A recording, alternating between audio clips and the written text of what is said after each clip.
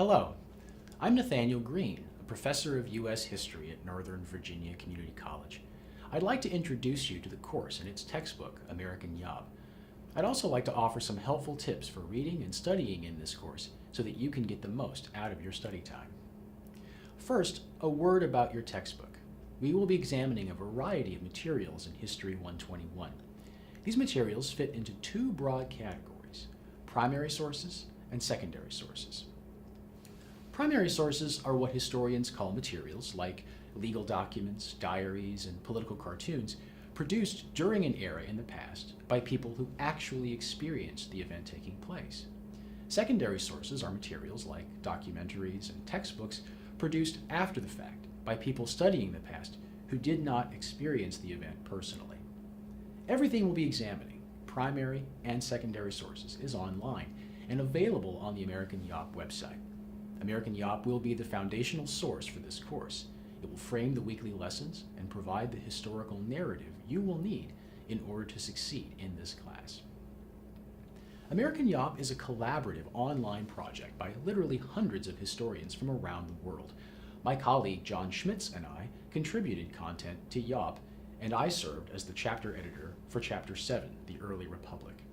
It is an open resource, which means that anyone can read it, distribute it, and modify it as they see fit for free. There's no cost to using American Yob, and there never will be. In a time when college costs are already incredibly high, the people who contributed to Yob wanted to create a resource that would add value, but not cost, to the American history classroom. But even though American Yob is an open resource, it is not Wikipedia. The information contained in the chapters cannot be changed by any user. The content is provided by experts in the field who worked hard to make sure that the textbook you are reading reflects the latest assessments of professional scholars. Newly minted PhDs and senior academics, independent scholars and professors at every type of college and university in the United States, 2-year and 4-year, small colleges and big universities, public and private, contributed their expertise to craft a textbook that was up to date and engaging to read. That doesn't mean that you should take every word of a textbook as irrefutable gospel. In fact, we invite you to engage with the material critically and offer different interpretations of historical events based upon the historical evidence we'll be examining in the class.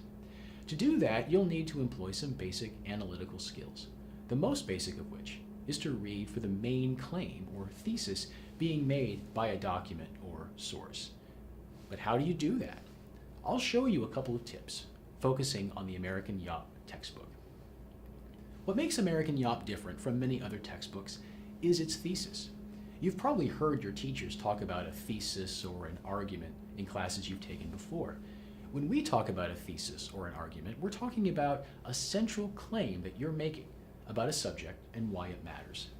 Though a thesis is usually associated with a term paper or other formal writing assignment and not a textbook, American Yob has a very specific thesis, and it states it right up front in the introduction. You can find the link to the introduction on the American Yob main page, www.americanyob.com, right below the American flag icon. A thesis isn't just a summary.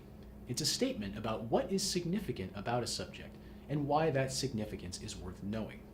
When you write for this class or any other college class, it's critical to have a thesis and to back it up with relevant evidence. But when you read, it's crucial to be able to recognize the thesis or main claim being made. This is the first tip for reading in this class. Read with questions in mind. You should read with particular questions about the thesis and how the thesis is supported. This will help you read more efficiently because it'll focus your attention on how the author supports their thesis with their own evidence. But how do you come up with specific questions to ask? First, before you read the first word of a document, you should read the title. That may sound obvious, but many students gloss over the title of what they read. Titles are often a kind of shorthand for a document's thesis, and thus can provide us with important clues to the argument we're about to encounter. To take the textbook as an example, before we read word 1 of the introduction, we read the title of the textbook, American Yob. The title by itself raises an important question. what exactly is a yop? Thankfully, if we scroll down to the bottom of the main page, we get a definition: a raucous noise, or rough, vigorous language. The page also informs us that the word comes from poet Walt Whitman. I sound my barbaric yop over the roofs of the world. So a yop is raucous. It is rough. It's not quiet, orderly, or harmonious, but harsh, disorderly, chaotic, and loud. That leads us to another question. Why call the textbook American Yop? Is it saying there's something about a history more generally, or American history specifically, that is inherently rough, harsh, or chaotic? The title by itself doesn't provide us with an answer to this question, but it's a question we should keep in mind as we read the introduction. If it's important enough to include in the title, it's important enough for the introduction to address it. Which brings me to the second way to formulate specific questions to guide your reading. Pay attention to images included in the document.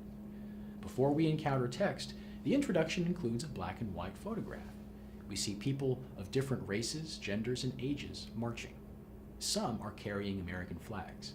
The caption tells us it is a photograph from the Civil Rights era, a civil rights march from Selma to Montgomery, Alabama in 1965. Given what we know about what yop means, why would the textbook lead with an image of a civil rights protest?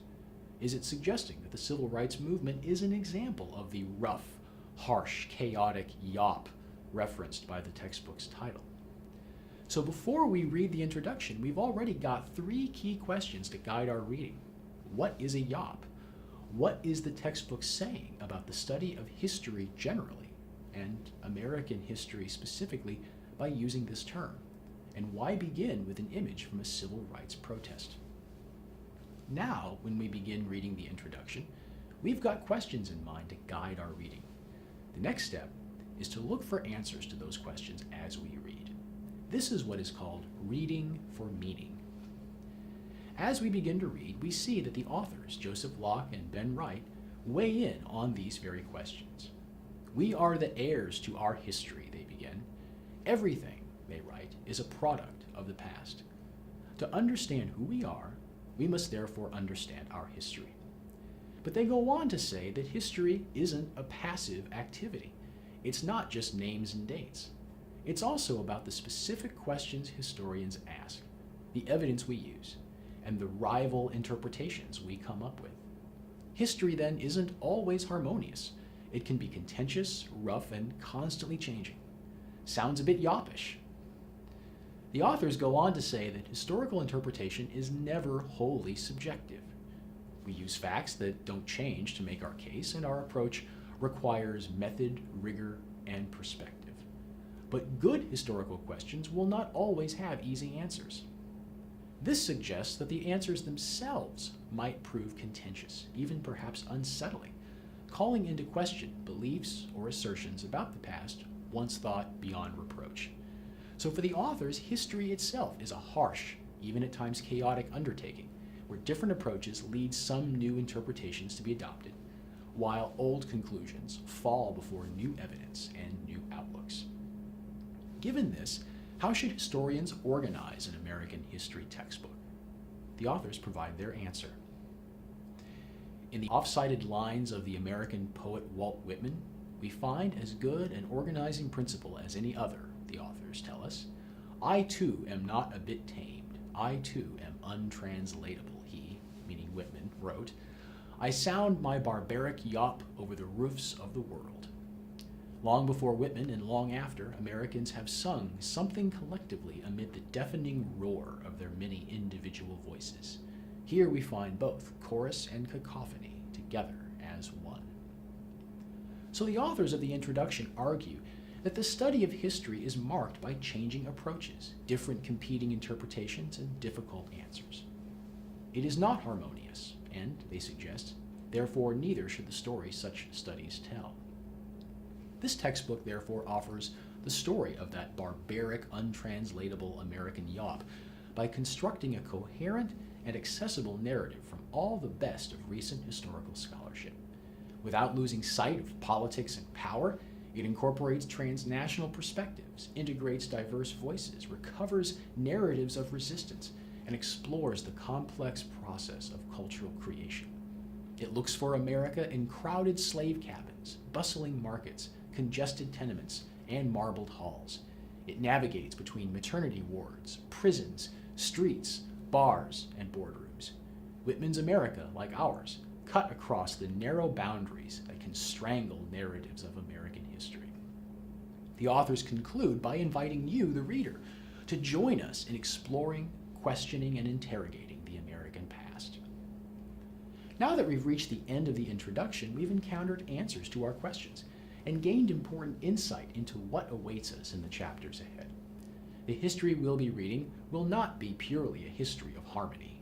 It will be a history marked by chorus and cacophony, together as one, that takes place in prisons and palaces, homes and battlefields. It's a history that is multi-directional, incorporating the voices of the powerful and the powerless. And it is a history that you will take part in interpreting for yourself. In this class, we will be introducing you to the content of American history, as well as the basic analytical skills historians use. These skills are meant to help you learn the content, but they're also the fundamental building blocks for success in other college classes, for effective and meaningful civic engagement, and for advancement in whatever professional career you pursue. You won't be a passive recipient of facts to memorize, but an active participant in an ongoing, constantly changing discussion about our past and why it is relevant to our present.